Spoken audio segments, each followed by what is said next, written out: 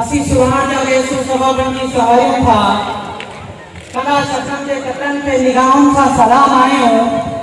न थुअर सा रखू यारी न थुअर सा रखू यारी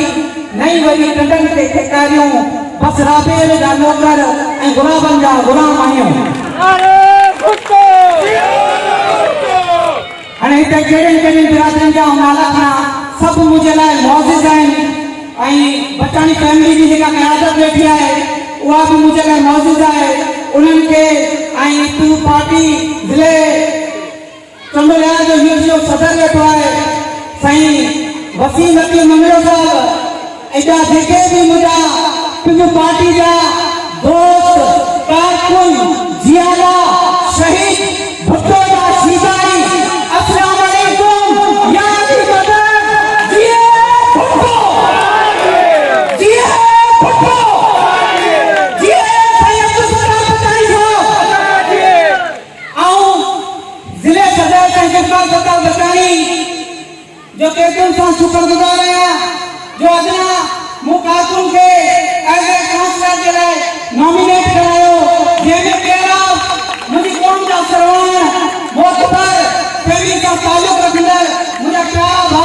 से अब्दुलरहमान डीसी बौदानी साहब साईं शायद समाज चेयरमैन साहब उन्हें जो प्रेजेंट का शुक्रगुजार हैं जिन पार्टी के लिए इन्हें मुझे यूसी मुझे वार्ड वाले की आवाम के लिए मुझे नॉमिनेट करो कि ये मानो पंजाब वाले की गरीब आवाम की खिदमत करो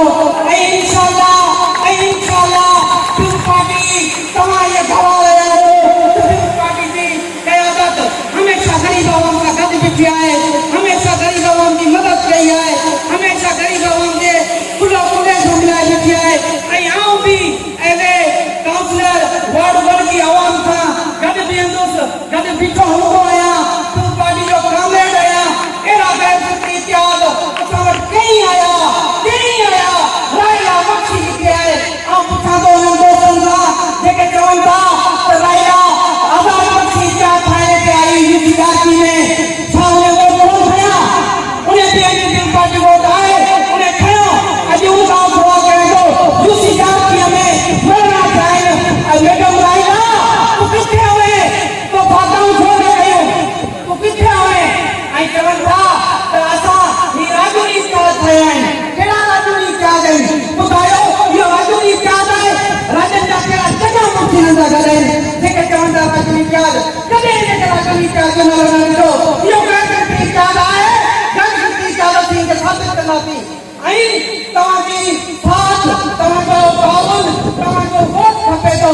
पंहिंजो निशान तीर जो निशान आहे पंहिंजो बैनर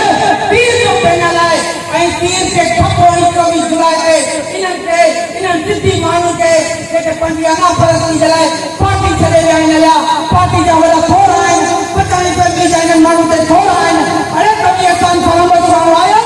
कभी अगरि असां हिकिड़ो बि संजोग आयो आहे त ख़ुदा जा बंदा उन फैमिली जे साम्हूं न बीहो आहे उन पार्टी जे साम्हूं न बीहो आहे जे पार्टी तव्हांखे शनाख़त ॾिनी जे पार्टी तव्हांखे शनाख़त ॾिनी जे पार्टी तव्हांखे उहिदा ॾिना जे पार्टी तव्हांखे बजट ॾिनो तव्हां अॼु उन्हनि जे साम्हूं इलेक्शन पिया कयो तव्हां रिजेक्ट कयो तव्हांखे रिजेक्ट कयो आहे इंशाल्लाह 24 जुलाई ते तीर ते थप्पा हणी तीरनि जा बचारा कढो इन्हनि जे मथां सलामत दिलियूं गॾु मोहबतूं काइम